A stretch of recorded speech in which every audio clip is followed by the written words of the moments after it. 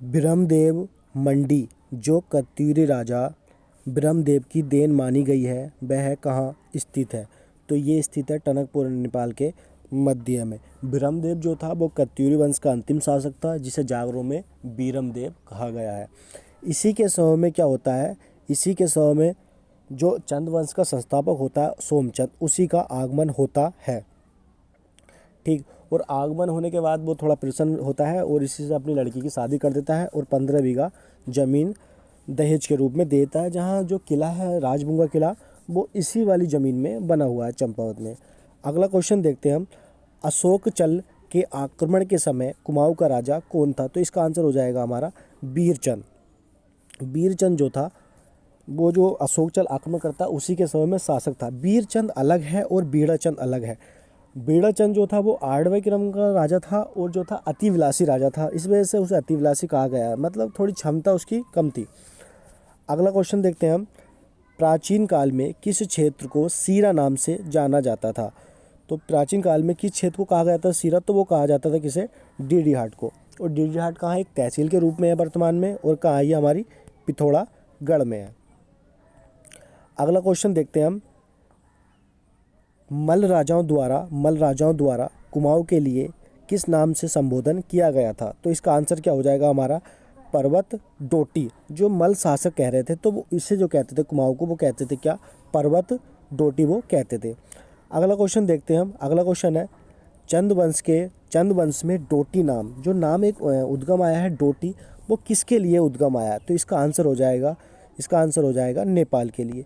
ये सीधा क्वेश्चन जो था एक पेपर हुआ था 25 नवंबर 2018 को सहायक समाज कल्याण अधिकारी का, वहाँ से आया कि डोटी शब्द किसके लिए था? तो वो लिखा हुआ था नीचे संपूर्ण नेपाल के लिए। तो इसे आप ध्यान रखना, बन सकता है भविष्य में क्वेश्चन, क्योंकि UKSS रिपीट कर सकता है क्वेश्चन। अगला क्वेश्चन देखते हैं हम, कटकू नोला कहाँ स्थित है? तो कटकू नोला कहाँ है आपका? तो ये हो जाएगा आपका पिथौरागढ़ में। कटकू नोला आएगा तो पिथौरागढ़ में। अगर आ जाता है घटकू, तो घटकू जो है ये एक आस्था का केंद्र था, तो वो कहाँ पर है?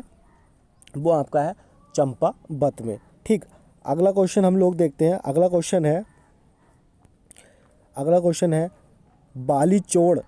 बालीचोड़ नामक स्थान जो चंद राजा भारती चंद से संबंधित है, वह किस नदी के तट पर स्थित था? तो इसका आंसर क्या हो जाएगा हमारा? काली नदी हो जाएगा। क्या आंसर हो जाएगा इसका हमारा? काली नदी। भारती चंद जो था वो चंद वंश का देखा जाए तो वास्तविक संस्थापक वही था। उससे पहले क्या होता था, नेपाल के जो राजा हुआ करते थे उन्हें टैक्स देना पड़ता था, और भारती चंद ने क्या हुआ था, उस टैक्स से हमें मुक्ति दिलवाई थी।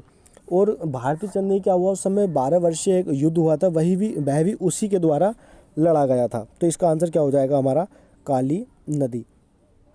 अगला क्वेश्चन देखते हैं हम, अल्मोड़ा स्थित मल्ला महल का निर्माण किसने कराया था? तो इसका आंसर, इसमें क्या लिख रखा है? कल्याण चंद। इन्होंने इसमें क्या है लिख रखा है, ये लिखा गया है मेरे द्वारा, ये इसमें मिस्टेक जो भी है। तो इसका आंसर हम कल्याण चंद ना करके जो है हम रुद्रचंद करेंगे, क्योंकि परीक्षा वाणी में पहले ये दे रखा था और वर्तमान में आप अजरावत देखेंगे तो उसमें रुद्रचंद दे रखा है। तो इसका आंसर क्या है हमारा? रुद्रचंद हमारा इसका आंसर सही होगा। अगला क्वेश्चन देखते हैं हम लोग। अगला क्वेश्चन है, उसार गोदिया तथा चरित्र नाटक के लेखक कौन है? तो इसका आंसर क्या हो जाएगा हमारा? रुद्रचंद हो जाएगा। रुद्रचंद ये एक ऐसा शासक था जो हमारा क्या था, अकबर के समकालीन था। किसके समकालीन था? हमारा अकबर के समकालीन ये शासक था। और इसी के क्या था, इसी के जो अकबर का सेनापति था मानसिंह, अकबर का जो सेनापति था मानसिंह, उसके साथ भी हमारा इसके क्या नाम है, रुद्रचंद के एक मधुर संबंध थे। अगला क्वेश्चन देखते हैं हम लोग। अगला क्वेश्चन है, बागेश्वर में बागनाथ मंदिर का जीर्णोद्धार लक्ष्मी चंद ने किस वर्ष कराया था?